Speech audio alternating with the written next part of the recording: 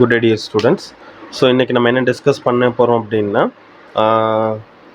CBSE great 10 chapter 1 ஃபிசிக்ஸில் chapter 1 light reflection refraction அதுதான் படிச்சுட்டு இருக்கோம். ஸோ இன்றைக்கி நம்ம அதில் என்ன டாபிக் படிக்க போகிறோம் அப்படின்னா rules required for drawing ray diagram. இங்கே இப்போ ரே டயக்ராம் அப்படின்னா நமக்கு என்னன்னு தெரியணும். ஸோ அப்புறம் அந்த ரே டயக்ராம் வரைகிறதுக்கு நம்ம ஒரு சில ரூல்ஸ் ஃபாலோ பண்ணணும். சரிங்களா? அதை தான் இன்றைக்கி டிஸ்கஸ் பண்ண போகிறோம். ஃபஸ்ட்டு ரே டயக்ராம் ஸோ அப்படின்னா என்னென்னு பார்ப்போம். ஸோ ரே டயக்ராம் அப்படின்னா இப்போ நம்ம வந்து இந்த மிரர் பற்றி படித்தோம் அப்படி தானே. So concave mirror, convex mirror பற்றி படித்தோமா. ஸோ இந்த கான்கேவ் மிரர், கான்வெக்ஸ் மிரர் பற்றி படிக்கும்போது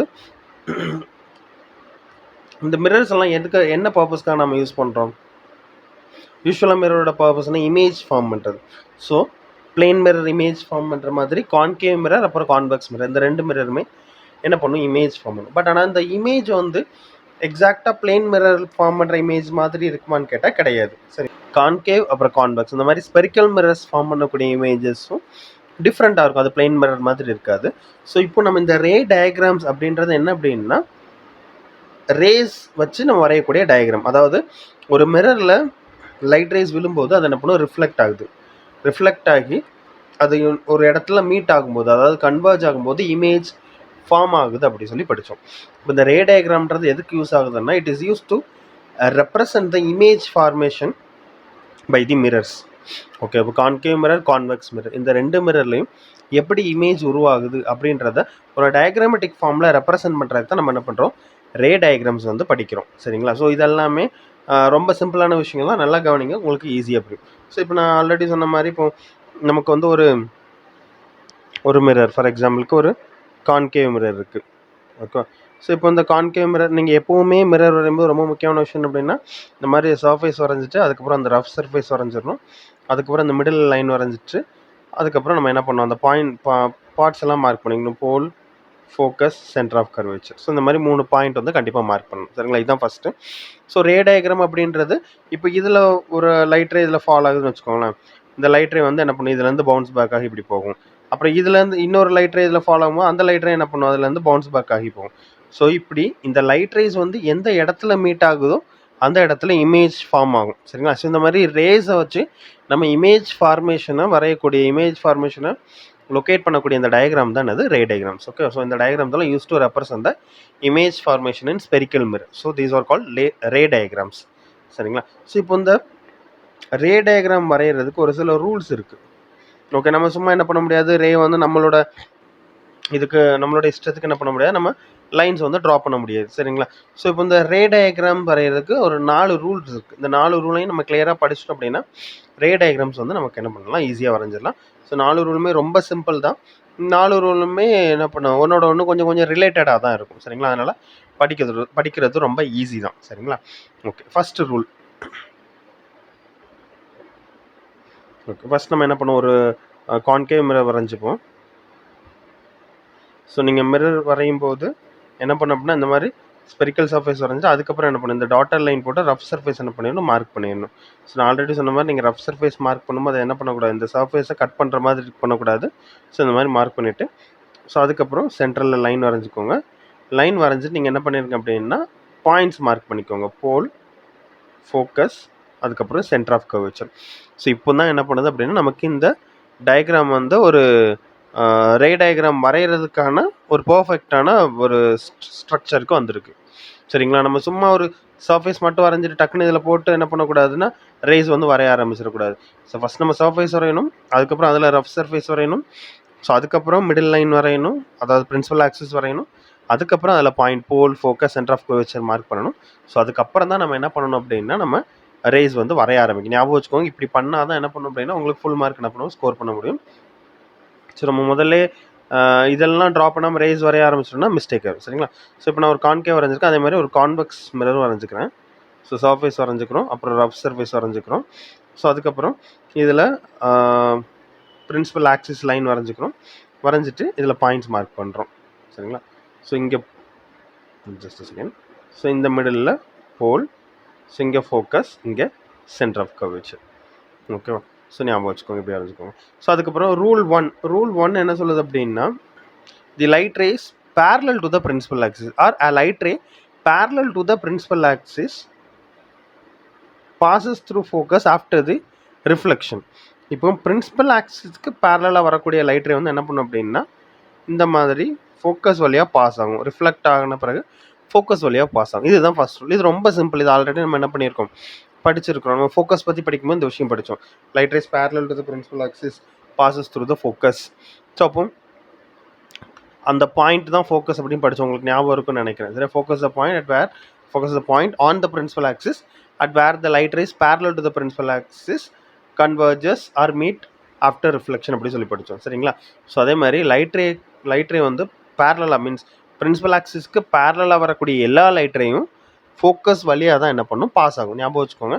அப்போ நீங்கள் இதில் எத்தனை லைட் ரே வந்து பிரின்சிபல் ஆக்சிஸ்க்கு பேரலாக வரைஞ்சாலும் அது ஃபோக்கஸ் அப்படின்ற அந்த பாயிண்ட் வழியாக தான் என்ன பண்ணும், பாஸ் ஆகும். சரிங்களா?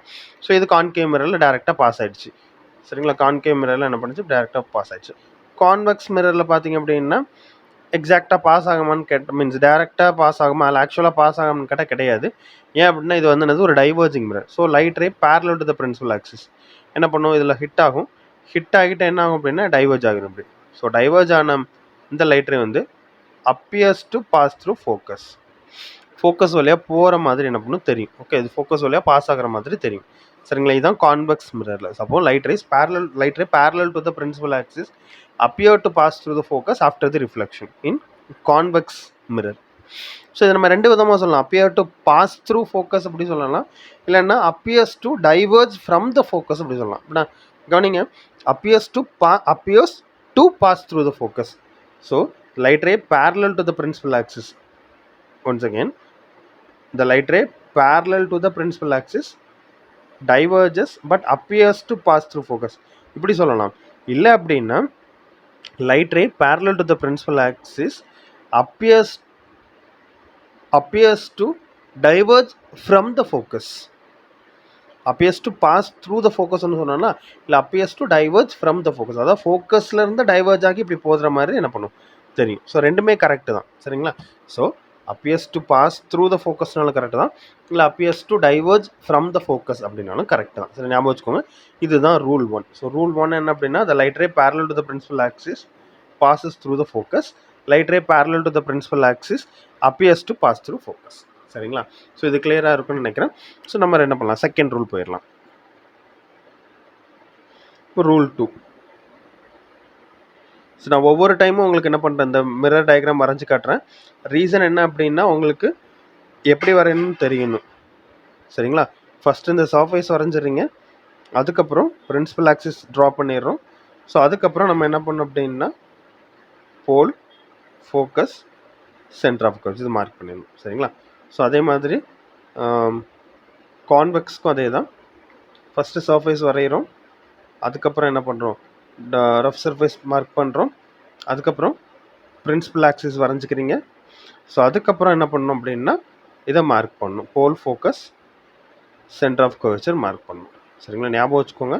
ஸோ இப்போ நான் ஃப்ரீ ஹேண்ட் ஸ்கெட்ச் வரைகிறதுனால கொஞ்சம் என்ன பண்ணுறது, லைன் ஸ்ட்ரைட்டாக இல்லை. பட் ஆனால் நீங்கள் ப்ராக்டிஸ் பண்ணும்போது ஸ்கேல் பென்சில் வச்சு ப்ராக்டிஸ் பண்ணுங்கள். ஸோ ரொம்ப யூஸ்ஃபுல்லாக இருக்கும். சரிங்களா? Okay, fine. So second rule என்ன சொல்லுது அப்படின்னா இது அப்படியே ஃபஸ்ட் ரூலோட ஒரு உல்ட்டா. ஓகே, ஃபஸ்ட் ரூல் என்ன சொல்லுது, light ray parallel to the principal axis passes through the focus. இது அப்படியே அதோட ரிவர்ஸ் மேனர். என்ன அப்படின்னா light ray passes through the focus will be parallel to the principal axis after the reflection. So simple தானே. So first rule என்ன, light ray parallel to the principal axis passes through the focus. So second rule என்ன சொல்லுது, light ray passes through the focus will be parallel to the principal axis after the reflection. ஓகேவா? இது second rule. So இது வந்து என்ன பண்ணுறோம், second rule கான்கேவில். So இதே கான்வெக்ஸில் பார்த்தோம் அப்படின்னா light ray appears to pass through the focus. ஏன் லைட் ரே இங்கே ஃபோக்கஸ் வழியாக போக முடியாதுன்னா ஃபோக்கஸ் வந்து அங்கே இருக்குது, ரைட் சைடில் இருக்குது. சரிங்களா? So light ray appears to pass through focus. light ray appears to pass through focus will be parallel to the principal axis after the reflection. Okay, இது கான்வெக்ஸில் ஞாபகம் வச்சுக்கணும். ஸோ லைட் ரே கான்கேவில் பார்த்தீங்கன்னா light ray passes through the focus will be parallel to the principal axis after the reflection. So இதே கான்வெக்ஸில் பார்த்தோம்னா light ray appears to pass through focus will be parallel to the principal axis after the reflection. சரிங்களா? So நான் இப்போ ஒரு விஷயம் கவனிச்சிங்களா, நான் எல்லா லைட் ரேவும் என்ன பண்ணுறேன், லெஃப்ட் சைடில் இருந்து என்ன பண்ணுறேன், ட்ரா பண்ணுவேன். இதுக்கு காரணம் என்ன, அப்படி தான் என்ன அப்படின்னா, நீங்கள் மிரருக்கு முன்னாடி ஒரு ஆப்ஜெக்ட் வைக்கிறீங்கன்னா, அந்த ஆப்ஜெக்ட் எப்போவுமே லெஃப்ட் சைடில் இருக்கிற மாதிரி தான் தெரியும். மிரருக்கு லெஃப்ட் சைடில் இருக்கிற மாதிரி தான் தெரியும். எக்ஸாம்பிளுக்கு நீங்கள் உங்கள் கையில் இப்போ நீங்கள் எப்படி இருக்கிறீங்க,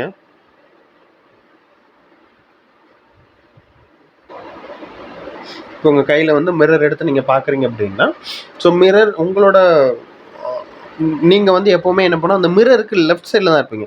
ஸோ ஆப்ஜெக்ட் வந்து எப்போவுமே மிரருக்கு லெஃப்ட் சைடில் தான் என்ன பண்ணணும் இருக்கும். நீங்கள் மிரரை எங்கே வச்சாலும் அந்த மிரருக்கு லெஃப்ட் சைடில் தான் என்ன பண்ணணும், இந்த ஆப்ஜெக்ட் இருக்கும். சரிங்களா? ஸோ அதனால தான் லைட் ரைஸ் எப்போவுமே என்ன பண்ணுறோம், நம்ம லெஃப்ட் சைட்லேருந்தே வரைகிறோம்.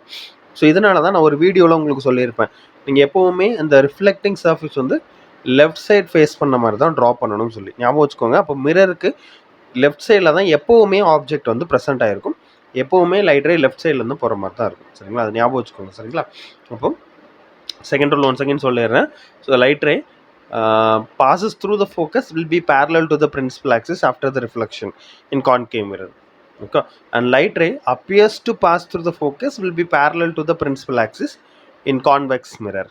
Okay, so இது வந்து rule 2. Okay, so then third rule. So rule 3 இதுவும் சிம்பிள் தான்.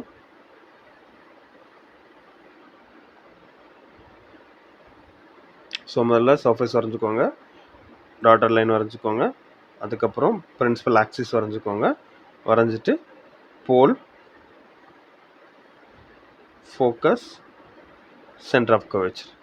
ஸோ அதே மாதிரி கான்வெக்ஸ் மிரருக்கும் முதல்ல சர்ஃபேஸ் வரைஞ்சிக்கிறோம், அதுக்கப்புறம் டாட்டர் லைன், ரஃப் சர்ஃபேஸ் மென்ஷன்னா டாட்டர் லைன் வரைஞ்சிக்கிறோம். ஸோ அதுக்கப்புறம் principal axis, then pole,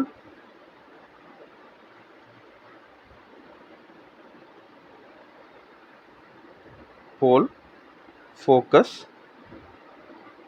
centre of curvature. சரிங்களா? ஸோ இதை என்ன பண்ணிக்கிறோம், நம்ம மார்க் பண்ணிக்கிறோம். சரிங்களா? ஸோ மார்க் பண்ணிட்டு இப்போ ரூல் த்ரீ வந்து ரொம்ப simple. Light ray incident at the pole. Okay, so இப்போ லைட் ரே வந்து போலில் இன்சிடென்ட் ஆகுது. So the light ray incident at the pole reflect back from the pole by making the same angle. So எவ்வளோ angle, இது நம்ம laws of ரிஃப்ளெக்ஷனில் படித்தது தான். So incident angle will be equal to reflected angle, அதே தான் இது. So the light ray incident at the pole reflect back from the pole by making the same angle. இது ரெண்டுலையும் சேமாக தான் இருக்கும். ஏன் அப்படின்னா போல் வந்து ஆன் த ரிஃப்ளெக்டிங் சர்ஃபேஸில் தான் இருக்குது. சரியா? ஸோ அதனால் இதில் கான்கேவ் மிரர், கான்வெக்ஸ் மிரர் என்ன பண்ண மாட்டோம், நம்ம டிஃப்ரென்ஷியேட் பண்ண மாட்டோம். So light ray incident at the pole reflect back from the pole by making the same angle. கான்கேவ்லையும் இதே தான், கான்வெக்ஸ்லையும் இதே தான். புரிஞ்சிருக்கும்னு நினைக்கிறேன்னா, இன்சிடென்ட் ரே வந்து போலில் படும்போது போல்லேருந்தே பவுன்ஸ் பேக் ஆகுது. எவ்வளோ ஆங்கிளில் இன்சிடென்ட் ஆச்சோ அதே ஆங்கிளில் என்ன பண்ணுது, இது ரிஃப்ளெக்ட் ஆகுது. ஸோ இதுதான் ரூல் 3. ஸோ ரூல் 3யும் ரொம்ப சிம்பிள் தான். சரிங்களா? இதுவும் ரொம்ப சிம்பிளான ஒரு ரூல் தான். ஓகேவா? ஸோ நெக்ஸ்ட்டு ரூல் 4 படிக்கலாம். கவனிச்சுக்கோங்க, இதான் லாஸ்ட் ரூல். ஸோ சர்ஃபேஸ், அப்புறம் டாட்டட் லைன், அப்புறம் பிரின்சிபல் ஆக்சிஸ், அதே மாதிரி கான்வெக்ஸ்க்கு surface, dotted line, principal axis. So இதில் நம்ம என்ன பண்ணணும், pole, focus, centre of curvature mark பண்ணிக்கணும்.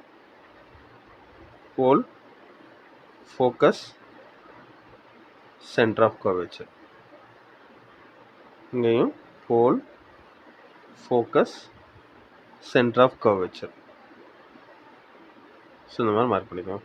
ஸோ 4th ரூல், இதுதான் லாஸ்ட் ரூல், ரொம்ப சிம்பிள் ரூல், கவனிச்சுக்கோங்க. So the light ray passes through the centre of curvature. ஒரு லைட் ரே வந்து சென்டர் ஆஃப் கர்வேச்சர் வழியாக பாஸ் ஆகுது அப்படின்னா இது என்ன பண்ணும் அப்படின்னா, இது அப்படியே ரிஃப்ளெக்ட் பேக் ஆயிரும். Light ray passes through the centre of curvature reflect back along the same path. So அப்படி என்ன பண்ணும், இப்படி பவுன்ஸ் பேக் ஆகி அதே டைரக்ஷனில் ரிட்டர்ன் வந்துடும். சரிங்களா? So the light ray passes through the centre of curvature reflect back along the same path. So இது வந்து கான்கேவ். ஸோ கான்கேவில் reflect back along the same path, அதாவது passes through centre of curvature reflect back along the same path. இங்கே convex பொறுத்த வரைக்கும் அதே தான், but light ray appears to pass through centre of curvature. So இங்கே என்ன பண்ண, சென்டர் ஆஃப் கர்வேச்சரில் போகாது, but appears to pass through the centre of curvature will reflect back along the same path. சரிங்களா? ஸோ இதுதான். ஸோ கான்கேவ்லையும் கான்வெக்ஸ்லையும் ஒன்று தான், but ஆனால் அங்கே எல்லாமே என்ன பண்ணும், அந்த 4 ரூல்லையுமே ஒரு ரூல் காமன், அந்த போலில் இன்சிடென்ட் ஆகிற ரூல் காமன், மற்ற 3 ரூல்லையுமே கான்கேவில் நீங்கள் பாசஸ் சொன்னீங்க அப்படின்னா கான்வெக்ஸில் அப்பியர்ஸ் டு பாஸ் அப்படின்னு சொல்கிறோம், அவ்வளோதான். சரிங்களா? ஸோ கான்வெக்ஸில் எதுவுமே கன்வர்ஜ் ஆகாது, டைவர்ஜ் தான் ஆகும். So it appears to pass. கான்கேவில் பாசஸ் அப்படி சொல்கிறோம். சரிங்களா? இன்னொரு டைம் 4th ரூல் மட்டும் ரிப்பீட் பண்ணுறேன், கவனிச்சுக்கோங்க. ஸோ 4th ரூல் என்ன அப்படின்னா, the light ray passes through the center of curvature, reflect back along the same path. Okay, convex மிரரில் light ray appears to pass through the center of curvature, reflect back along the same path. இப்போ நமக்கு ஒரு question வரும், எதுக்காக இப்படி நடக்குது? Light ray centre of curvature வழியாக pass ஆகும்போது ஏன் அதே டைரக்ஷனில் அது ரிஃப்ளெக்ட் ஆகுது, அது மீன்ஸ் அதே பாத்தில் அது ரிஃப்ளெக்ட் ஆகுது அப்படின்னு நமக்கு ஒரு டவுட் வந்துச்சு அப்படின்னா, அதுக்கு ஆன்சர் வந்து நம்ம ஆல்ரெடி படிச்சிட்டோம். என்ன அப்படின்னா, law of reflection of light. ஓகேவா? இப்போ law of reflection of light படி ஒரு லைட் ரே வந்து ஃபஸ்ட்டு லா என்ன சொல்லுதுன்னா, incident angle will be always equal to the reflected angle. Correct தானே? ஸோ எந்த ஆங்கிள் அது இன்சிடென்ட் ஆகுதோ அதே ஆங்கிள் அது ரிஃப்ளெக்ட் ஆகும். ஸோ இப்போது நீங்கள் நல்லா கவனித்து பார்த்தீங்கன்னா தெரியும், இந்த மிரர் வந்து நம்ம எதுலேருந்து கட் பண்ணி எடுத்துருக்கோம் அப்படின்னா, ஒரு ஸ்பெரிக்கல் சர்ஃபேஸ்லேருந்து என்ன பண்ணியிருக்கோம், கட் பண்ணி எடுத்துருக்கோம். ஸ்பியர்லேருந்து கட் பண்ணி எடுத்துருக்கோம். இப்போது ஸ்பியரோட சென்டர் வழி, இது மேத்தமெட்டிக்ஸில் படிச்சிருப்பீங்க, ஒரு சர்க்கிளோட சென்டர் வழியாக பாஸ் ஆகி அந்த சர்க்கிளோட அந்த கர்வேச்சரை தொடக்கூடிய எல்லா லைனும், எந்த லைனாக இருந்தாலுமே அந்த கர்வேச்சருக்கு எக்ஸாக்டாக 90 டிகிரியில் இருக்கும். ஓகே, இது மேத்தமெட்டிக்ஸில் படிச்சிருப்போம். ஸோ சர்க்கிளோட சென்டர் வழியாக பாஸ் ஆகி கர்வேச்சரை டச் பண்ணக்கூடிய எல்லா லைனுமே அந்த கர்வேச்சருக்கு என்ன பண்ணும், 90 டிகிரியில் இருக்கும். இப்போ நம்ம வரைஞ்சிருக்க இந்த மிரரில் கவனிச்சுக்கோங்க. ஸோ இந்த மிரரில் சென்டர் ஆஃப் கர்வேச்சர் அப்படின்றது என்னது, சென்டர் ஆஃப் த சர்க்கிள் தான்.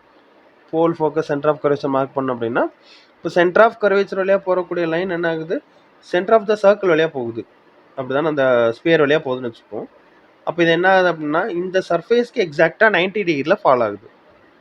இப்போ இது சர்ஃபேஸ்க்கு எக்ஸாக்டாக 90 டிகிரி அப்படின்னா இதோட இன்சிடென்ட் ஆங்கிள் என்ன? யாருக்காவது தெரிஞ்சால் பாஸ் பண்ணிட்டு கமெண்ட் பண்ணுங்க. இப்போ இது சர்ஃபேஸ்க்கு எக்ஸாக்டாக 90 டிகிரியில் ஃபாலோ ஆச்சுன்னா இதோட இன்சிடென்ட் ஆங்கிள் என்ன? கமெண்ட் பண்ணுங்கள். ஓகே, நான் சொல்கிறேன். இப்போ இதோட இன்சிடென்ட் ஆங்கிள் வந்து இன்கேஸ் நீங்கள் 90 டிகிரி அப்படின்னு நினச்சிங்கன்னா அதுதான் இல்லை. சரிங்களா? ஸோ இன்சிடென்ட் ஆங்கிள்கிட்ட வந்து இதில் வந்து 0 டிகிரி. ஸோ எப்படி 0 டிகிரி அப்படின்னா, நமக்கு இன்சிடென்ட் ஆங்கிள் என்னது, angle between the incident ray and the normal line. ஓகேவா? ஸோ நார்மல் லைன்றது என்னது, the imaginary line which is perpendicular to the surface.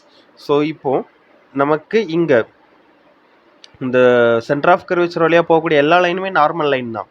சரிங்களா? ஸோ ஏன் அப்படின்னா எல்லா லைனுமே கர்வேச்சரை 90 டிகிரியில் தான் டச் பண்ணும். ஸோ அப்போது இங்கேருந்து சென்டர் ஆஃப் கர்வேச்சர் வழியாக போகக்கூடிய இந்த லைன் வந்து கர்வேச்சரை 90 டிகிரியில் டச் பண்ணுது. ஸோ அது மேலேயே நம்மளோட இன்சிடென்ட் ரேயும் ட்ராவல் ஆகுது. So incident ray normal line மேலேயே ட்ராவல் ஆகுது. அப்போது அது எவ்வளோ டிகிரியில் இன்சிடென்ட் ஆகுதுன்னா 0 டிகிரியில் என்ன பண்ணுது, இன்சிடென்ட் ஆகுது. ஸோ அப்போ பவுன்ஸ் பேக் ஆகுறது அதே 0 டிகிரியில் என்ன பண்ணுது, பவுன்ஸ் பேக் ஆகிருது. ஓகேங்களா? இதை ஏன் நான் 0 டிகிரி சொல்கிறேன் அப்படின்னா, இன்சிடென்ட் ஆங்கிள் அப்படின்றது angle between the incident ray and the normal line. So இப்போ நம்மளோட இன்சிடென்ட் ரே வந்து அப்படியே நார்மல் லைன் மேலே தான் பாஸ் ஆகுது. நம்ம எதுக்கு இதை நார்மல் லைன் சொல்கிறோம் அப்படின்னா, இந்த லைன் வந்து சென்டர் ஆஃப் கர்வேச்சர் வழியாக பாஸ் ஆகி கர்வேச்சரை டச் பண்ணுது. அப்போ சென்டர் ஆஃப் கர்வேச்சர் வழியாக பாஸ் ஆகக்கூடிய எல்லா லைனுமே அந்த சர்ஃபேஸ்க்கு, கர்வ்ட் சர்ஃபேஸ்க்கு பெர்பெண்டிகுலராக தான் இருக்கும். அதனால் இது நார்மல் லைன். ஸோ அதனால் இந்த லைட் ரே வந்து 0 டிகிரியில் இன்சிடென்ட் ஆகி 0 டிகிரியில் என்ன பண்ணுது, பவுன்ஸ் பேக் ஆகிடுது. So angle of incident is equal to angle of reflection. அந்த ரீசனால தான் சென்டர் ஆஃப் கர்வேச்சர் வழியாக பாஸ் ஆகக்கூடிய லைட் ரே வந்து அப்படியே என்ன பண்ணுது, பவுன்ஸ் பேக் ஆகிடுது. It bounce back in the same path. சரிங்களா? ஸோ இந்த 4 ரூல்ஸும் ரொம்ப ரொம்ப ரொம்ப இம்பார்ட்டண்டான ரூல்ஸ். இந்த 4 ரூல்ஸ் யூஸ் பண்ணி தான் நம்ம ரே டயக்ராம்ஸ் வந்து வரைய போகிறோம். ஸோ ரே டயக்ராம்ன்றது ஸ்பெரிக்கல் மிரரில் இமேஜ் எங்கே ஃபார்ம் ஆகுது அப்படின்றத லொக்கேட் பண்ணக்கூடிய டயக்ராம் தான் அது, ரெப்ரசன்ட் பண்ணக்கூடிய டயக்ராம் தான் ரே டயக்ராம். ஸோ நம்ம நெக்ஸ்ட் கிளாஸில் ரே டயக்ராம் எப்படி படிக்கிறதுன்னு பார்ப்போம். ஸோ நீங்கள் என்ன பண்ணுங்கள் அப்படின்னா, இன்கேஸ் புதுசாக பார்க்குறீங்க அப்படின்னா இந்த 4 ரூலை வந்து என்ன பண்ணுங்கள், நீங்கள் ப்ராக்டிஸ் பண்ணி பாருங்கள். ஸோ இது ரொம்ப சிம்பிள் தான், ரொம்ப யூஸ்ஃபுல்லான விஷயங்கள். சரிங்களா? ஸோ இப்போ உங்களுக்கு இந்த கிளாஸ் புரிஞ்சிருந்தது அப்படின்னா, இது யாருக்கு இன்னும் யூஸ்ஃபுல்லாக இருக்குன்னு நினைக்கிறீங்க உங்களுக்கு ஷேர் பண்ணுங்கள். ஸோ சேனல் சப்ஸ்கிரைப் பண்ணிக்கோங்க. உங்களுக்கு எதாவது டவுட் இருந்தாலோ இல்லைன்னா இதில் உங்களுக்கு ஏதாவது பிடிச்சிருந்தாலும் நீங்கள் என்ன பண்ணுங்கள், அதை கமெண்ட் பண்ணுங்கள். ஸோ நான் இந்த ஃபஸ்ட்டு பின்ட் கமெண்ட்லேயும் அதுக்கப்புறம் டிஸ்கிரிப்ஷன்லையும் டெலிகிராம் சேனலோட லிங்க் தர்றேன். அந்த டெலிகிராம் சேனல் லிங்க் கிளிக் பண்ணி அதில் ஜாயின் பண்ணிக்கோங்க. ஃபர்தராக உங்களுக்கு என்ன பண்ணும் அப்படின்னா, டெய்லி போடுற வீடியோட அப்டேட் அதில் கிடைக்கும். நீங்கள் யூடியூப்பில் நோட்டிஃபிகேஷன் ப்ராப்பராக கிடைக்கலனாலும் டெலிகிராமில் கிடைக்கிற நோட்டிஃபிகேஷன்ஸை என்ன பண்ணலாம், டைம் டு டைம் வீடியோ வந்து ஆக்சஸ் பண்ண முடியும். சரிங்களா? Okay, thank you. Have a good day. Next இன்னொரு வீடியோவில் பார்ப்போம். ஓகேவா? Take care. பை.